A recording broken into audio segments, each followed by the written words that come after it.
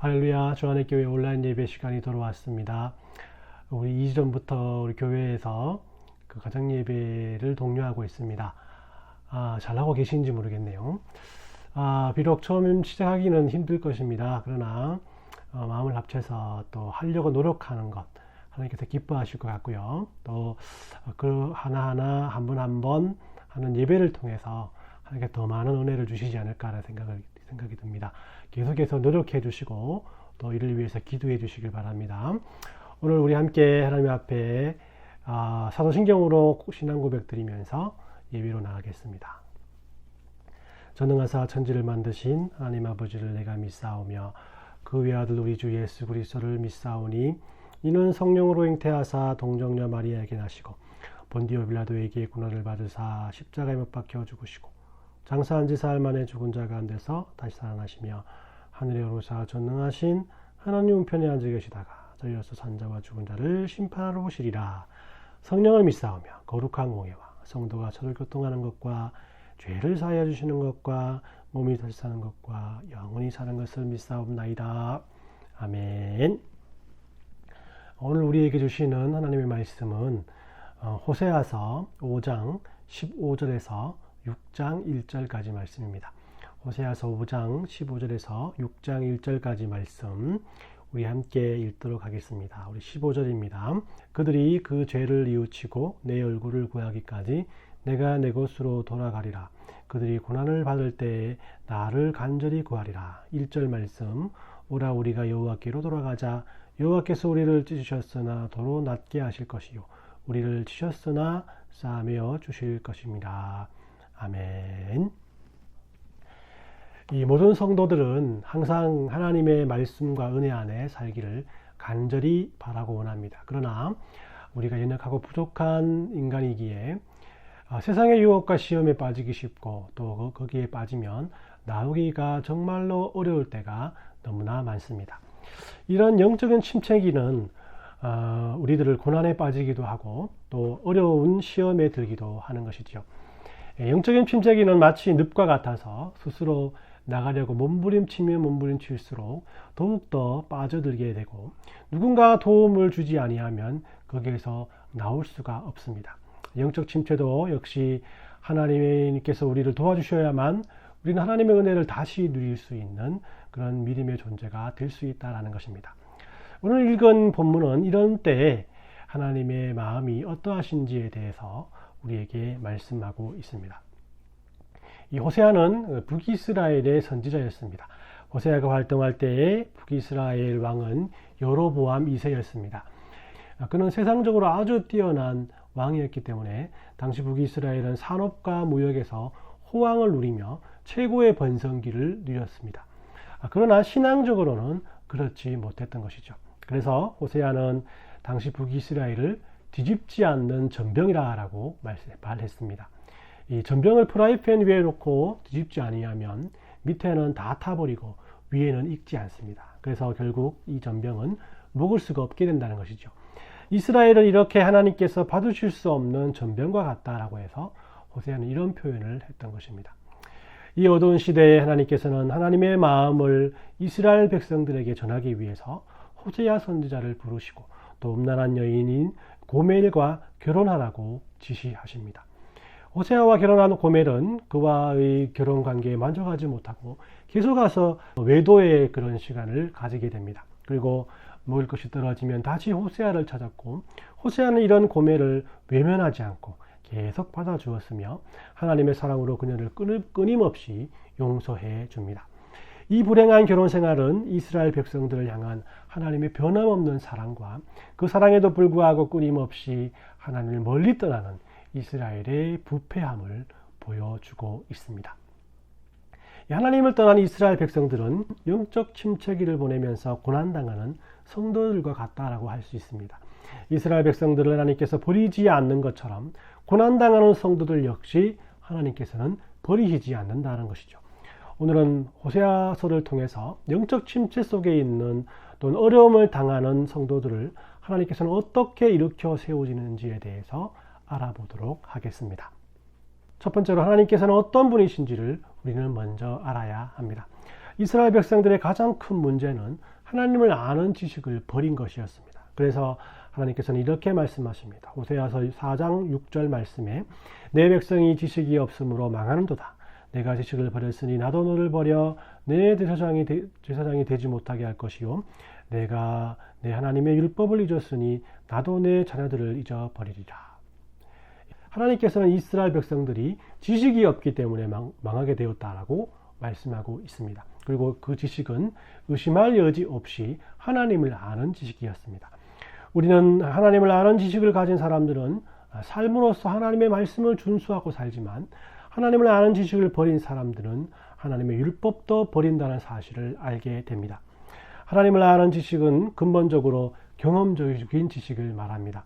히브리 사람들의 사고에서 안다라는 것은 경험을 통해서 체험하게 되는 체험하는 지식을 말합니다. 이 한국 사람들과는 좀 다른 개념입니다만 한국 사람들은 이 전화번호만 알아도 또 잠깐 일을 하거나 잠깐 만난 사이에도 그 사람을 안다라고 표현합니다만 히브리 사람들은 누군가를 안다고 할 때 그것은 그 사람의 이름과 전화번호와 주소를 아는 것에 그치는 것이 아니라 그 사람과의 오랜 시간을 함께 삶을 나누면서 그를 깊이 이해하게 되었을 때 그를 안다라고 말하는 것입니다. 하나님을 사랑하는 성도와 그렇지 않는 성도의 차이는 왜 생기는 것일까요? 왜 어떤 사람에게는 하나님을 사랑하는 마음이 쉽게 사라지고 또 어떤 사람에게는 하나님을 향한 사랑이 견고하고 오랫동안 지속되는 것일까요? 이에 대한 모든 대답은 하나님을 아는 지식에 있다는 것입니다. 하나님에 대한 정보와 또한 성경 말씀을 모두 다 외운다고 해도 이것을 하나님을 안다고는 할 수 없습니다. 그렇기 때문에 하나님을 사랑하는 마음이 오랫동안 지속되지 못하는 것이겠지요. 그러나 기쁜 교제를 통해서 하나님을 아는 성도들은 하나님을 향한 사랑이 견고해지고 오랫동안 그 사랑이 지속될 수 있는 것입니다. 하나님을 아는 지식은 이스라엘 백성으로 하여금 다른 민족과 구별되게 하고 또 하나님의 백성답게 살도록 하는 큰 원동력이 되었습니다. 그러나 오늘 본문의 호세아의 아내처럼 이스라엘 백성들은 삶의 원동력인 하나님에 대한 지식을 원치 않았습니다.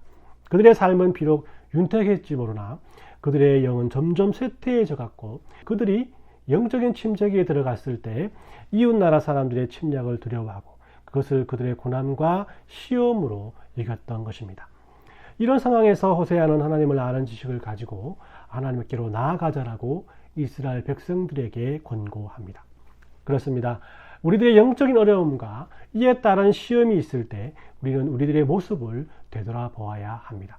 이럴 때일수록 하나님의 말씀으로 되돌아가고 하나님께서 어떠한 분이신지를 다시 한번 확인해야 합니다. 이것이 모든 문제를 해결할 첫 단추임을 우리는 분명히 잊지 말아야 합니다. 두 번째로 하나님을 아는 지식이란 구체적으로 무엇을 말하는 것일까요? 하나님을 아는 지식이란 하나님께서 어떤 분이신가를 이해하는 것을 말합니다. 성경의 많은 부분들은 이렇게 하나님이 구체적으로 어떠한 분이신지를 말해줍니다. 첫 번째로 하나님께서는 인내하시는 분이십니다. 호세아 5장 8절에서 15절까지의 말씀에는 하나님을 떠난 이스라엘 사람들에게 불행이 있음을 호세아는 예고합니다. 지금은 세상적으로 번영하고 행복을 누리는 것 같지만 언젠가 때가 되면 그들이 병들었다는 것을 깨닫고 고통받는 날이 올 것이라 라는 겁니다. 그런데 호세아는 하나님께서는 이스라엘이 불순종할 때마다 당장 그들을 위해서 복수하지 않고 또 징벌을 내리지 않고 그들이 회개하고 다시 찾을 때까지 인내하며 기다리시는 분이시라고 묘사하고 있습니다. 호세아서 5장 15절 말씀에 그들이 그 죄를 뉘우치고 내 얼굴을 구하기까지 내가 내 곳으로 돌아가리라. 이는 호세아가 자기를 버리고 다른 남자에게로 간 아내 고멜이 다시 돌아오기를 기다리는 모습과 같다라고 할 수 있습니다. 고멜이 다시 돌아오면 자신의 아내로 받아주는 호세아를 통해서 우리는 하나님의 오래 참고 기다리심을 또 하나님께서 우리를 사랑하고 계심을 발견할 수 있습니다. 하나님께서 우리들의 잘못에 대해서 즉시 반응하신다면 이 세상에 온전한 성도는 아무도 없을 것입니다. 우리가 이렇게 신앙생활할 수 있는 것도 어떤 면에서는 하나님의 오래 참으심 때문입니다. 우리가 장차 오실 우리 예수님을 오랫동안 기다리는 것도 하나님의 오래 참으심 때문이요. 모든 하나님의 백성들이 하나님께 돌아오리라는 하나님의 관심과 기대 때문일 것입니다. 두 번째는 하나님께서는 고난을 사용하시는 분이라는 것입니다. 하나님께서는 우리에게 무한정 사랑을 베푸시지 않고 우리들의 바른 삶을 위해서 고난을 이용하신다라는 겁니다. 사람들은 하나님 안에 있는 평안을 나를 위해서 사용하여서 나의 행복을 이어갈 궁리를 합니다. 자신의 행복을 위해서 하나님을 믿는 사람들인 것입니다. 그러나 하나님께서는 우리가 하나님의 자녀답게 하나님의 나라와 영광을 위해 살아가기를 바라고 계십니다. 만약 하나님 없이도 자신이 원하는 것을 얻게 되면 인간은 하나님을 의지하기보다는 자신을 더 의지할 것이고 또 하나님을 위해 살기보다는 자신을 위해 살아갈 것입니다. 그러면 우리들의 신앙은 껍데기만 남게 되기에 하나님께서는 때때로 고난을 우리에게 주십니다. 그렇게 함으로 모든 성도들은 자신을 도울 분은 결국 하나님 한 분밖에 없다는 사실을 깨닫게 되고 하나님만이 자신을 이 고통 속에서 건져낼 수 있는 유일한 분이심을 믿는 믿음을 가지게 된다라는 것입니다. 세 번째로 하나님께서는 우리들을 회개시키시는 분이십니다. 죄를 뉘우치고 하나님께로 돌아오는 하나님의 자녀들을 하나님께서는 고난 속에서 돌아오게 하십니다. 돌아오게 하시는 하나님에 대해서 선지자는 이렇게 말하고 있습니다. 호세아 6장 1절 말씀에 오라 우리가 여호와께로 돌아가자. 여호와께서 우리를 찢으셨으나 도로 낫게 하실 것이고 우리를 치셨으나 싸매어 주실 것임이니라. 하나님께서는 이렇게 우리들에게 오래 참으시고 또 고난을 사용하시고 또 회개하시는 분이심을 잘 알 수 있는 성경의 사건은 출애굽 사건입니다. 하나님께서는 애굽에서 노예의 삶을 살던 이스라엘 백성들을 출애굽시키십니다.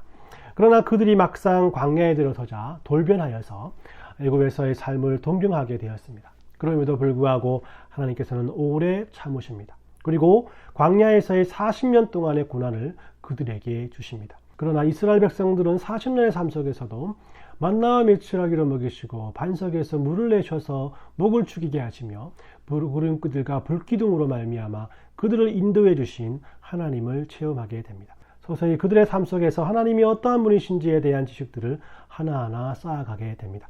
결국 이스라엘 백성들은 가나안 땅에 들어가게 되었고 광야의 40년 동안의 삶은 고난의 삶이요 회개의 삶이요 사랑의 하나님을 경험하는 삶이었다라고 스스로 고백하게 됩니다. 당시 이스라엘 백성들은 하나님을 아는 지식을 알고 있었고 또 삶 속에서 체험했던 것입니다. 그랬기에 광야에서의 삶에서 일어났던 모든 전쟁에서 그들은 승리할 수 있었고 어떠한 역경과 고난 속에서도 하나님과 함께 일어날 수 있었던 것입니다. 하나님께서 고난과 영적 침체 속에 있는 성도들을 세우시는 이 세 번째 방법은 우리를 향한 하나님의 마음을 알게 하시는 것입니다. 하나님은 우리가 하나님을 알아가면 알아갈수록 하나님께서 우리들을 사랑하신 분이시라는 것을 깨닫게 해 주십니다. 이런 깨달음은 모든 고통과 아픔에 대한 새로운 해석을 가져다 줍니다. 고통을 받을 때 모든 인간은 그 고통을 피하려고 합니다. 자신이 가진 모든 자원을 동원해서 이 고통에서 벗어나려고 몸부림을 친다라는 것이죠.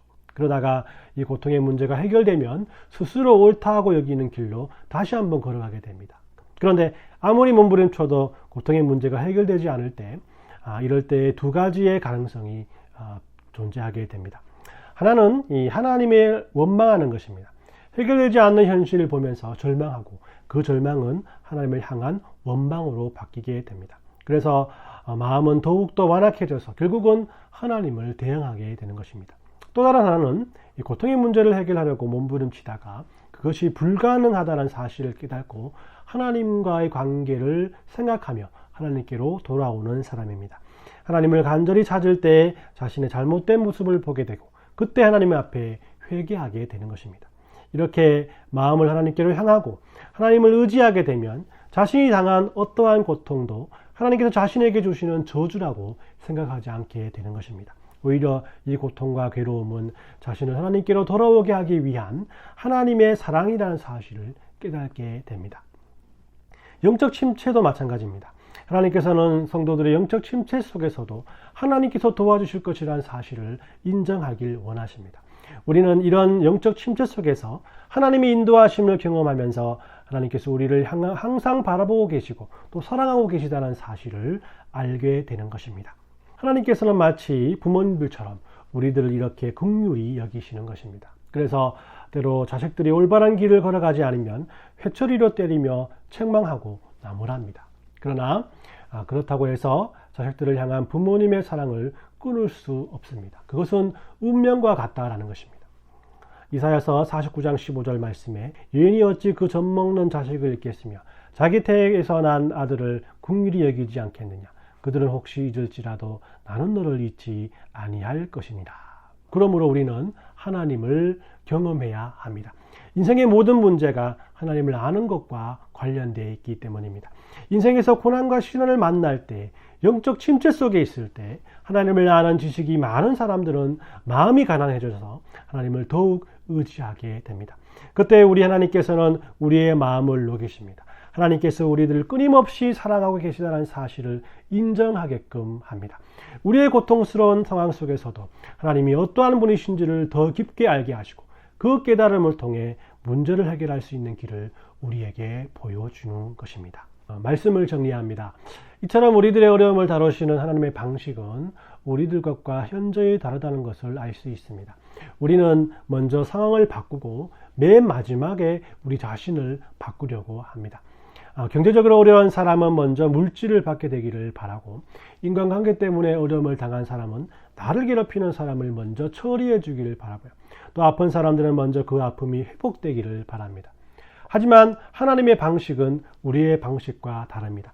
하나님께서는 우리가 이러한 것들을 구할 때 그것들보다도 자신을 먼저 바꾸라고 우리에게 말씀하고 계십니다. 우리 자신이 바뀐 후 모든 상황을 바꾸어 주시는 것이 하나님의 방법입니다. 호세아는 고멜이 바뀌길 바라지 않고 고멜을 바라보는 자신의 마음을 바꾸었습니다. 그리할 때 그런 고멜이 어떤 행동을 하더라도 세상 사람들과 같이 그를 내치지 않을 수 있었습니다. 이것이 바로 하나님의 방법인 것입니다.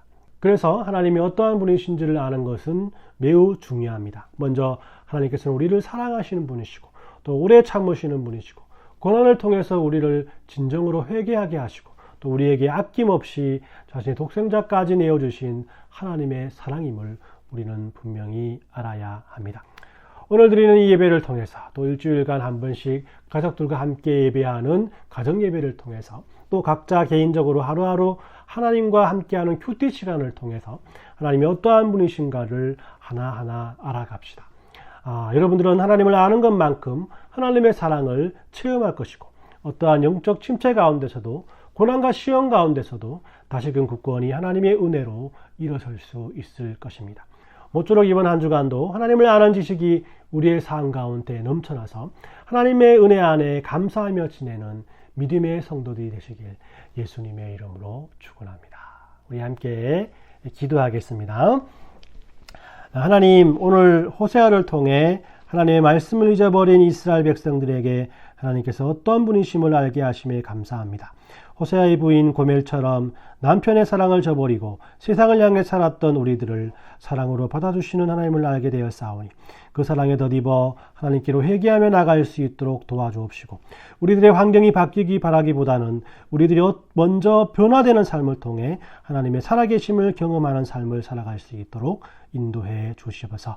이런 믿음의 삶을 살기 원하는 하나님의 백성들이 주님의 몸된 교회를 위해 감사의 헌금을 올려드립니다. 물질이 각박하고 또 마음을 나누기 어려운 이 세상에서도 하나님의 자녀로서 하나님께 물질로나마 감사드리오니 이 물질이 하나님의 나라와 교회와 공동체를 위해서 귀하게 쓰일 수 있도록 우리들에게 지혜를 더해 주옵시고 또 드리는 지체들에게도 영육 간의 풍성함이 넘쳐날 수 있도록 복 내려 주옵소서.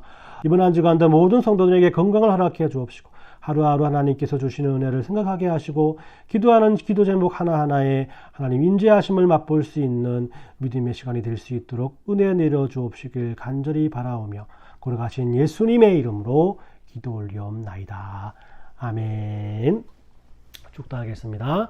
지금은 우리 주 예수 그리스도의 은혜와 하나님 아버지의 사랑하심과 성령의 교통하심이 하나님을 간절히 알길 원하는 믿음의 성도들의 머리 위에와 가정과 자녀와 직장 가운데 그리고 주 안의 교회를 위해서 물심양면으로 돕는 모든 성도님들 머리 위에 지금부터 영원까지 함께 있을지어다.